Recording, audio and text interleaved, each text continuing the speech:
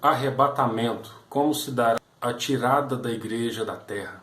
O que acontecerá depois que a igreja for tirada da terra?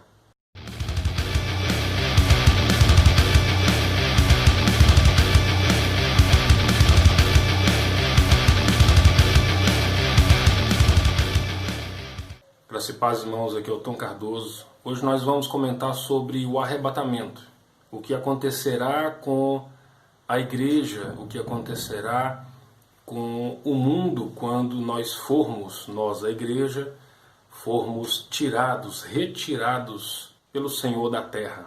A Bíblia nos diz que vai acontecer algumas coisas e Paulo escreve isso dando um alento aos Tessalonicenses, que estavam meio confusos com essas coisas. Nós podemos ver na segunda carta que ele escreveu aos Tessalônicos, no capítulo 2, versos 1 adiante. Ora, irmãos, rogo-vos pela vinda do nosso Senhor Jesus Cristo e pela nossa reunião com Ele. Paulo aqui ele começa a falar sobre a nossa reunião com Cristo, a vinda dele que vai nos permitir estar com o Senhor. Então nós podemos ver que há um assunto, há todo um contexto sendo construído nessa explanação de Paulo. Verso 2. Que não vos movais facilmente do vosso entendimento, nem vos perturbeis, quer por espírito, quer por palavra, quer por epístola, como se fosse de nós, como se o dia de Cristo estivesse já perto. Aconteceu um fenômeno lá nos Tessalonicenses. E eles estavam desistindo da vida. Eles estavam deixando de trabalhar, eles já não estavam mais construindo nada. Por quê?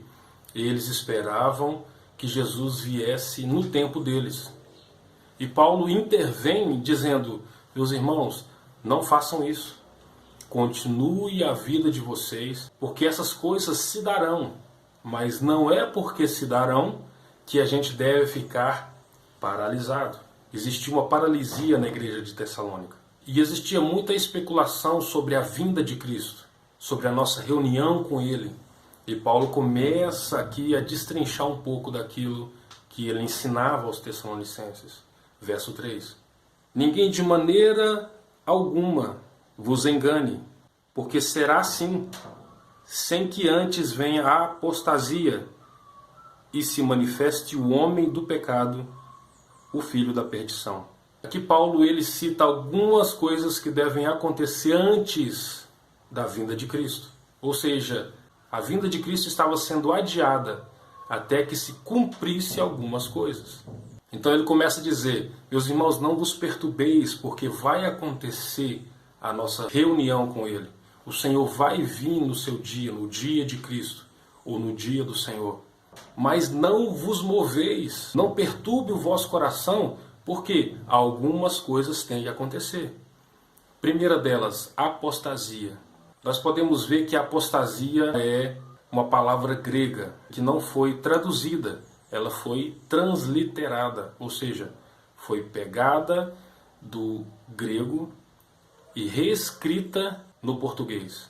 Então não foi feita a tradução feita pelos tradutores, ela foi transliterada, como a palavra apóstolo, como a palavra hipocrisia.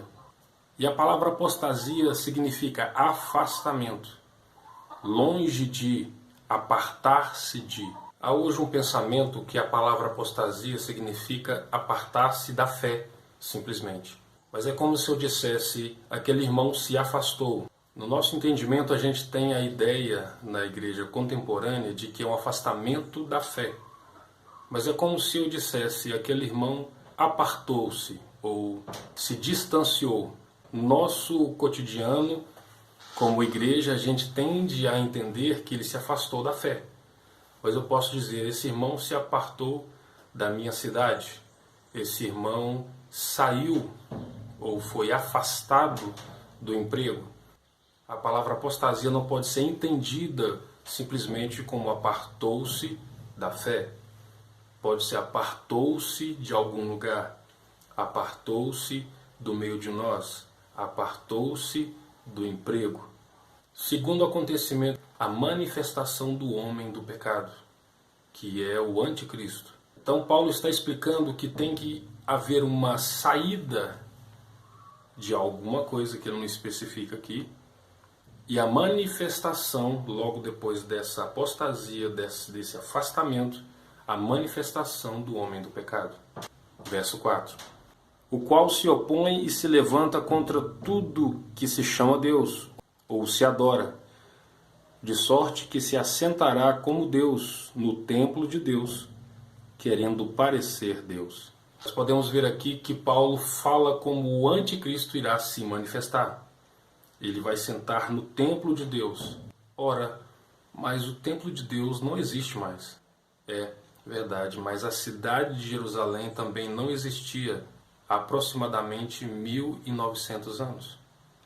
Desde o ano 70, quando ela foi destruída por Nero, até 1948, quando a ONU instituiu o Estado de Israel, Israel não existia. Existem coisas proféticas que vão acontecer no decorrer da história e que fazem uma releitura, reescrevem a história como um todo. E há indícios muito fortes que o terceiro templo está para ser construído em Jerusalém. Verso 5. Não vos lembrais de que estas coisas eu vos dizia quando ainda estava convosco? Verso 6. E agora vós sabeis o que o detém. Existe algo que detém o anticristo. Existe algo que detém o filho da perdição. O que será?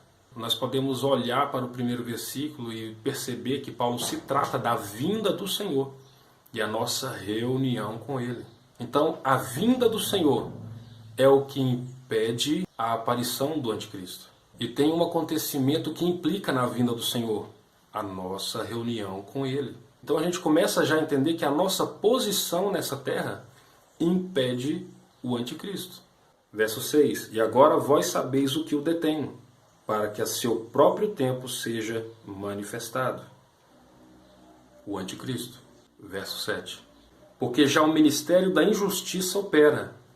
Somente há um, que agora resiste até que do meio seja tirado. Aqui Paulo está falando que existe um que está no meio de algo ou de algum lugar que impede a manifestação daquele que virá na eficácia de Satanás. Paulo fala que a operação do erro já está no mundo. E diz também que há somente um que impede a completa atuação do mal. Vamos pensar, se fosse a apostasia como interpretação afastamento da fé, como o afastamento da fé poderia impedir o anticristo? Na verdade, teria que estar escrito assim: a apostasia, nesse termo, afastamento da fé, possibilita a vinda do anticristo. Não que o deteria, mas nós entendemos que a apostasia é uma retirada, algo que vai sair do meio de para que o anticristo venha.